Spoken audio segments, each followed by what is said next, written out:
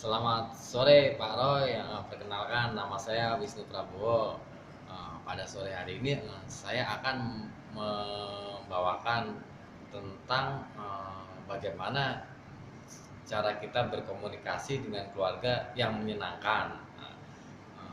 Menurut saya sih komunikasi itu dengan keluarga adalah misalnya begini, kita jangan melihat istilahnya rumah kita besar, halaman kita luas, tapi lihatlah kita dengan hati yang luas, dengan hati yang indah, yang terbuka. Karena hati yang terbuka dan indah itu mencerminkan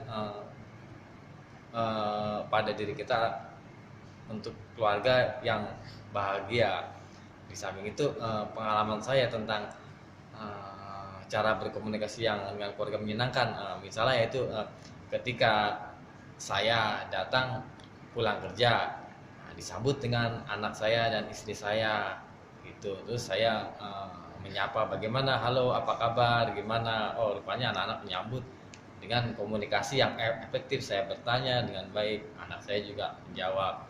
Dan juga misalnya komunikasi ketika saya menyampaikan, memberitahukan tentang hal misalnya kenaikan gaji tahun ini, ya saya menyampaikan dengan berkumpul dengan istri saya, dengan saling terbuka, komunikasi saya verbal dengan yang efektif kepada istri saya, bahwa saya ceritakan begini, kenaikan gaji tahun ini kita terima dengan apa, dengan apa, ya, istilahnya dengan se apa dengan senang hati.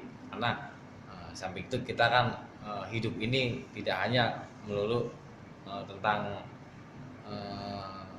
kita untuk mencari bagaimana solusi kita agar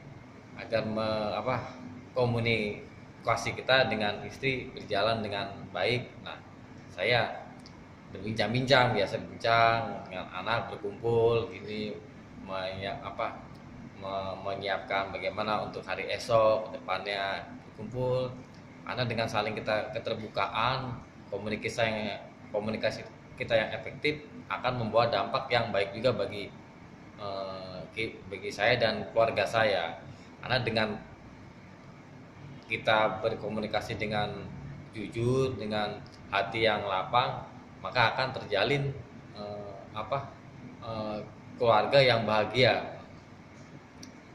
Dan contoh lain, ketika komunikasi dilaksanakan dengan terasa tergesa-gesa, rasa dengan emosi, akan menghasilkan hal yang negatif pada keluarga kita. Itu sangatlah tidak baik.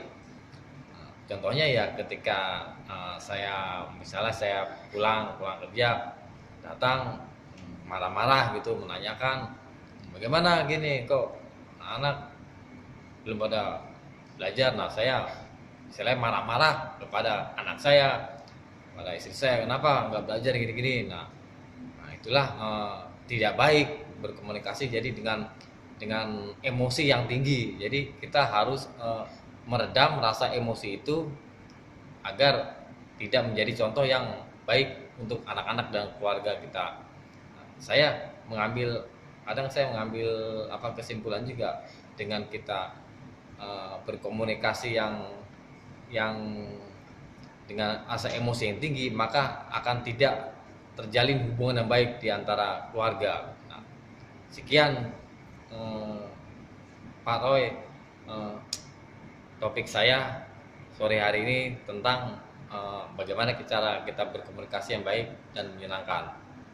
Sebelumnya saya ucapkan terima kasih dan maaf apabila ada kesalahan. Terima kasih.